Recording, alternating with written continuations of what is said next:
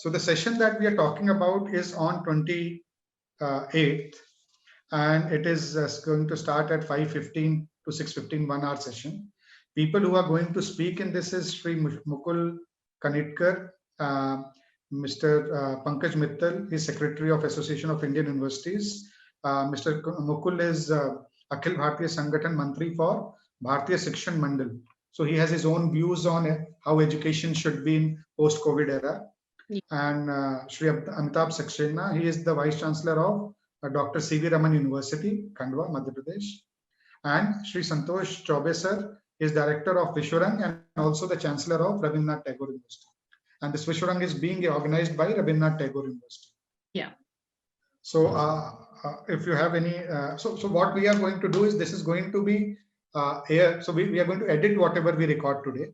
Yeah. And then this is going to be edited and put as a panel discussion sort of thing. Okay. And so all these speakers have already sent in their recordings. Once your recording comes, we will stitch it together. And what we expect from you, I hope you've seen the pointers. Yes. So initially we would expect you to give us 10 to 15 minute talk on it. And then there will be few questions which Ronald sir will ask. And if there are any points which are missed and which we want to be covered, that also Ronald sir will ask you. Okay, sure. Yeah. So Raman sir, you are there? Yeah. Yeah. So now I can leave and you can create this into 2 people frame, right? Or do you want us to be there and we will be hidden and you will create a 2 people frame? Yeah. If you guys stop your video, then only the 2 people whose video is on, they'll be showing. Okay, I have stopped my video. Yeah, now only 2 people are visible. No, to me, all the 5 people are visible, at least on the screen. No. So you'll have to change your view. What is okay? So how do I do that? Speaker view. Okay, fine. So no, it didn't work. Okay, so as far as recording is concerned, only Ronald sir and Urvashi madam will be there. Yeah. Okay, so yeah, I think Ramanji, these box would be visible, no, with the names. No, nothing is visible. Okay, then fine. Then if the recording takes only 2 people, that is fine. Other boxes, my name will not be visible, right? Yeah, because I have made the setting as do not show non-video participants. So, excellent. Thank you. Okay. I'm muting myself. Nijans has already muted. You can also mute, and you people can start now. So Ronald sir basically is CEO of our Atal Incubation Center at Rabindranath Tagore University. And you can give a brief introduction and then you can start. Okay, so ma'am, you will start? Yes, sure. So should I just start with my remarks first? Yeah, I think so. I mean, you can start with the session, I believe, and then if at all something is missed, I'll ask the question in the end. Okay. So that's the way we'll go. Yeah, okay.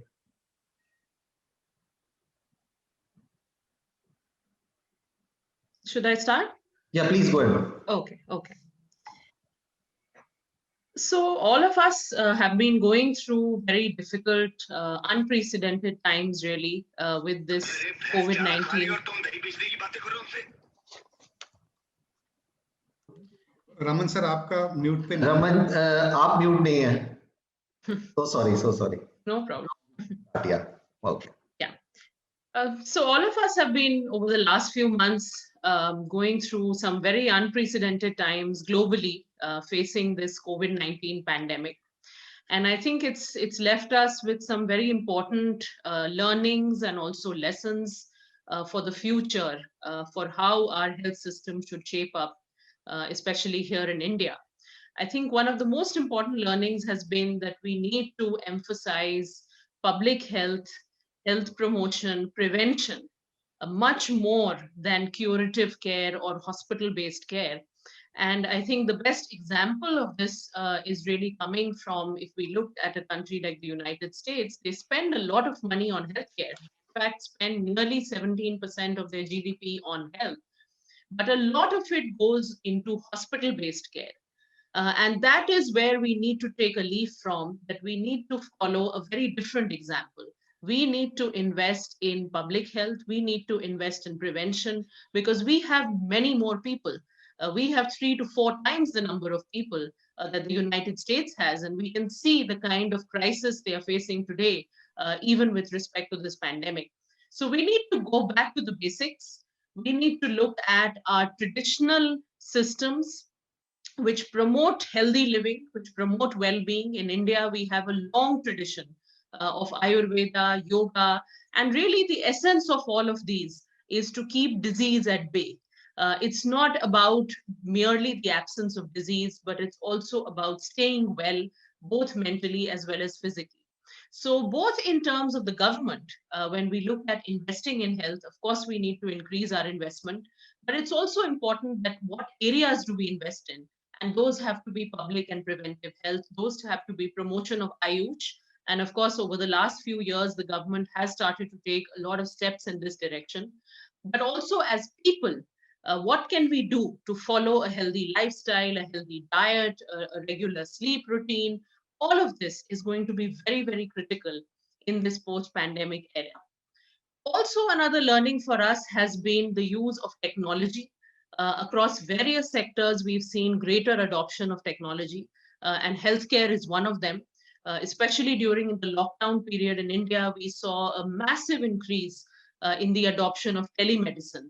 Many more people have now started availing health services, consultations through telemedicine platforms, and that is really just scratching the surface. There is so much more we can do with technology in our health sector, especially in collaboration with the private sector. And this is where our startups, which have actually done a lot of innovations in this crisis time. Just recently, in fact, we as Niti Aayog have released a compendium of practices that states and union territories have adopted in fighting COVID. And a number of these practices actually involve some wonderful innovations by startups, right? From use of robotics to minimize exposure to infection for healthcare workers, to, of course, use of a variety of telemedicine applications, to monitoring patients in home quarantine. We've seen a whole host of innovations. And really, we need to take these forward into the post-COVID era as well, because we have a huge shortage of health personnel on one side. On the other side, we have a huge population to cater to, including in rural and remote areas. So technology does provide us some very effective means of reaching out to such a large and also disadvantaged population in many areas. So that, I think, is the second big learning from us moving forward from this pandemic. The third, of course, will be our investment in human resources. We need to invest in people. Again, many of you would know the government has taken several steps, several reforms to bring about changes in medical education, in Ayush education. We are also looking at nursing now. So we really need to build a very strong cadre of health professionals, which goes beyond medical doctors. Of course, medical doctors have a critical role to play, but so do nurses, so do Ayush practitioners. And in fact, a lot of these practitioners provide very critical services in our remote and rural areas where you might not find your MBBS medical doctors or specialists. So we must also value and develop and nurture these cadres, give them the proper skill sets, give them the proper incentives as well as career paths. So that is yet another learning. And finally, I would say that working closely with different sectors, I think what this pandemic has taught us is that the government alone cannot manage a crisis like this. We've required civil society organizations, we've required private sector, as I mentioned, startups, as well as larger private sector organizations. In fact, even when it comes to a potential COVID vaccine, we as the government are trying to tap into how the private sector expertise can really help us to reach the people that we would need to with a vaccine once it becomes available. So it really needs to be a cross-sectoral effort and a multi-sectoral collaboration. And I think there's huge opportunities. As much as this pandemic has been such a difficult time, like they say, out of every crisis come many opportunities. There are also several opportunities for us as people, for the government, for the private sector, to really move forward and build a very strong and resilient health system for India in the years to come. That was great, ma'am, and very insightful, talk of yours. So just want to have a few, I mean, I have a few queries. I'll just ask you a few questions. One is, in your view, for improving the availability of skilled workforce in the healthcare sector at all levels, what should be done? I mean, what are your views on that? Yeah. Yes, so I think, of course, we've made some initial steps, very important steps. If you look at the education in both, as I said, modern medicine as well as Ayush, and now nursing, dentistry, the councils which were governing education in these fields had actually not been reformed for several years, for decades, and we were facing many challenges, whether it's the Medical Council of India or the councils regulating education in Ayush. So now, with the bills that have been enacted by Parliament, and we will have a new regulatory architecture in place, hopefully that should be one very important step in the direction of reforming education in these fields and ultimately ensuring the availability as well as quality of health personnel, because health is a sector which deals with human lives. So it's not just about producing more and more personnel, but ensuring that they have the right quality as well as the right ethics. That becomes very, very important in this field. So I think that is one step. But the other, as I said, we need to move beyond medicine. Often when we think of healthcare, we only think of medical doctors, we only think of specialists. And of course, they are critical, and there is no doubting that. But we also need other cadres. We need a public health cadre, which will comprise of course, your frontline workers, but it will also comprise of Ayush professionals, it will comprise of nurse practitioners. In fact, if we see some countries around the world which have achieved good outcomes in health, they have a separate cadre of nurse practitioners, because every problem doesn't need a doctor. A lot of problems can be solved even by a nurse, or even by a trained Ayush practitioner. So I think we need to invest in all these cadres beyond, of course, doctors. Of course, we need more doctors, we need more specialists, but let's not ignore these other cadres. And I think the government has started to take at least some steps in the right direction. But of course, we'll need to do a lot more. And as I said, in collaboration with the private sector, because we have a huge number of private medical colleges also, and we have a lot of private players in this space as well. So the government would really need to work in tandem with them to ensure that we have the best possible outcomes. True, very true.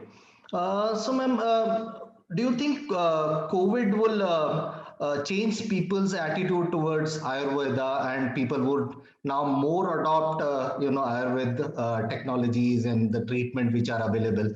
So, what are your views on that?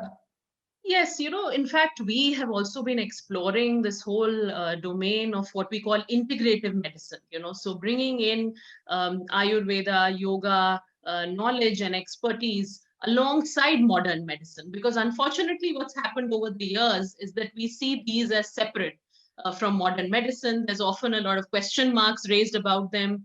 A lot of people will even doubt whether these are real sort of fields altogether or not. So there's a lot of these kind of issues which keep coming up, and that is why we want to invest very strongly in research in the field of Ayurveda and yoga as well, so that we get high quality evidence, so that we can forever put an end to this debate that, is Ayurveda effective? What is it effective for?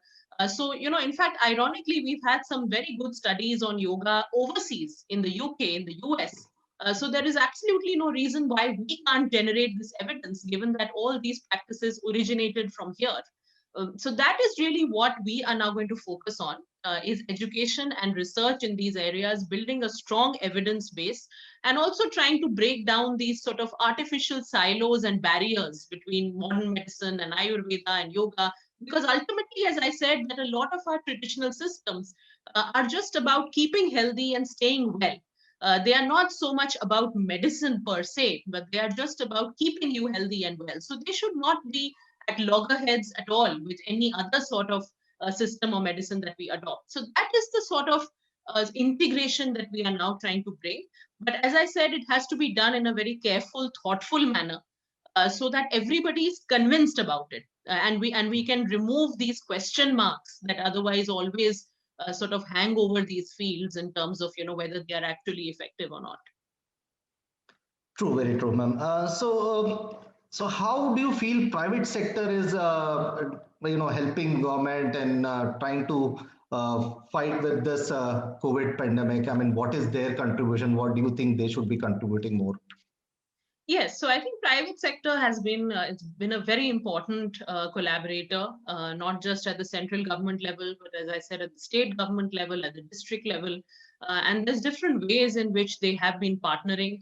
One, of course, is ramping up our supplies of things like personal protective equipment, of ventilators. We must remember that when we started this pandemic, we were virtually not producing any of these domestically. We were virtually producing no PPE kits domestically, and we were totally dependent on imports. And today we are in a situation where we can produce large numbers of these, and in fact, we can even export to other countries. So a lot of this dramatic transformation has only come about through a public-private sector collaboration. And then, of course, as I said, there have been a host of innovations at the delivery level.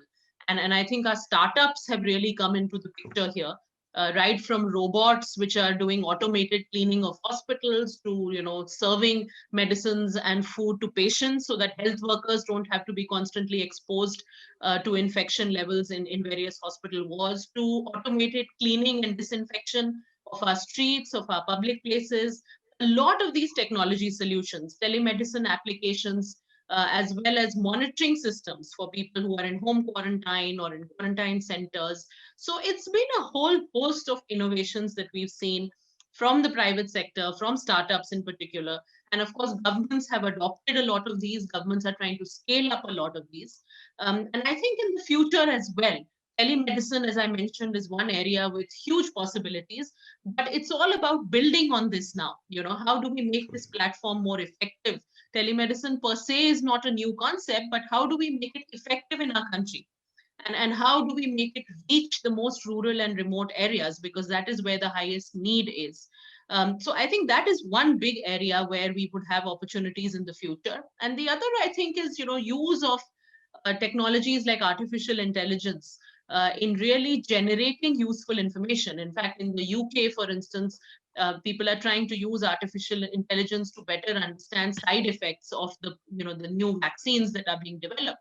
So I think for us also, given that we have such good, so many good brains here, we can really use all these technologies. We can use all this information that we have at our disposal to make delivery in our healthcare sector much more effective. And I think for that, in a country of our scale, of our diversity, without public-private collaboration, we really cannot make it happen. So I think that is something that the pandemic has really proven to us. True. So next question, ma'am, I had was, government is pushing in a big way self-reliance and Atmanirbhar Bharat in pharma sector also. What should be done to make this sunrise sector for Indian economy? How we can boost more, bring about more Atmanirbhar Bharat self-reliance in the pharmacy sector, pharma sector? Yes, so I think government is really trying to give a push now to domestic manufacturing because it's been a bit of a paradox for us. On the one hand, we've been the pharmacy of the world. We send a lot of generic medicines to several poorer countries as well, like Africa. On the other hand, a lot of times for our own people, access to medicines, access to diagnostics, medical devices can become very difficult, especially at the kind of price that we require. The most important thing for us becomes the price point because we still have a large number of poor people in the country who cannot afford very expensive medicines or diagnostics. So I think that is why the government is giving a push to domestic manufacturing, and incentives are being given for the same so that more and more people set up base here and actually manufacture here rather than having to always import some part of the raw materials from overseas. So I think that is really where the government is trying to step in. And I think it's a very important area for us. We can be, as I said, we can continue to, of course, supply, export. It can be a huge area of export, but also firstly and most importantly, meet the needs of our own population. So I think that is really where the gap for us is. And that is what the government is trying to address. Of course, on access, the government has come up with different initiatives as well to improve access to medicines and diagnostics for poorer people. We have the Jan Aushadhi stores, for instance, which some of you might have heard about, which provide these medicines and devices at much more subsidized rates. But the idea is that the more we manufacture in India, rather than always importing, an active pharmaceutical ingredient from overseas or importing a part of a device from overseas, that much more we can be cost effective and also cost competitive. And I think that's why you would see all these recent schemes which have come out. And we're of course always also looking at innovations like the medical device parks, etc. To have entire units set up which can manufacture in bulk. So I think that those are some of the initiatives the government is taking. And I think, of course, it's a huge opportunity for industry to capitalize on some of these schemes and to also put in their investment, because we need a lot of investment in these areas. And it's not just in something like COVID, but there are so many other diseases which affect us, like tuberculosis and so many others, for which we don't have enough drugs or diagnostics. So I think there is an opportunity for Indian companies to focus on some of these neglected diseases, which are so-called diseases of developing countries or diseases of the poor. It's really a big opportunity for us to focus on them and bring out the right kind of innovations in these areas. Yeah. So one last question from my end. Do you think COVID is nature's way of telling us or sort of forcing us to shift towards more healthier and sustainable lifestyle? So what's your views on that? Yes, I think definitely, it's a very, obviously it's a very unfortunate way that we all had to be given this message from nature. And there's obviously been a lot of suffering for people around the world, and of course, here as well. But I think hopefully as we go into the future, we will take away some very important messages of personal health and hygiene as well as public health and hygiene. I think how we behave in public places, how we conduct ourselves, not just think about ourselves, but to think about people around us and how our behaviors impact them. I think that is something that, as a message, COVID has given very strongly that, if you don't follow hygiene, you don't wear a mask, you don't just affect yourself, you affect others also. So I think as a principle, the fact that if we can just learn this much, I think it will be very, very useful for us going forward. And hopefully it will bring about a shift in our behaviors. As I said, we all need to shift focus, whether it's the government, whether it's the private sector. We all need to prioritize public and preventive health, go back to the basics, look at the potential of our traditional systems. But as citizens, as all of us also, we need to adopt some of these measures and not always think of healthcare as, okay, when we'll fall sick, then we'll do something about it. It's more about staying healthy and staying well, and not just waiting for a disease to happen and then reacting to it. So I just hope that that is the big shift that will come in all our behaviors after this pandemic. Okay, ma'am. Thanks a lot for your views on healthcare sectors, and it was very insightful. Thanks a lot. Thank you. So, Manojji, we need to cover anything else? Yeah, so I think it was very good and some very beautiful insights we got, and everything has been covered holistically. Thank you, ma'am, very much for joining on a short notice and giving us all the insights. Thank you so much. Manojji has followed the instruction also, and he's worn. He's wearing a mask. Someone was sitting, so I had to. So excellent. Yeah, sure. Thanks a lot, ma'am. Thank you so much. Yeah, so I was just, I came all of a sudden in this, so I was not very well prepared. But yeah, no, it was very well. Yeah. Thank you so much. Thank you. Okay, thanks a lot, ma'am. Thank you. Thank you.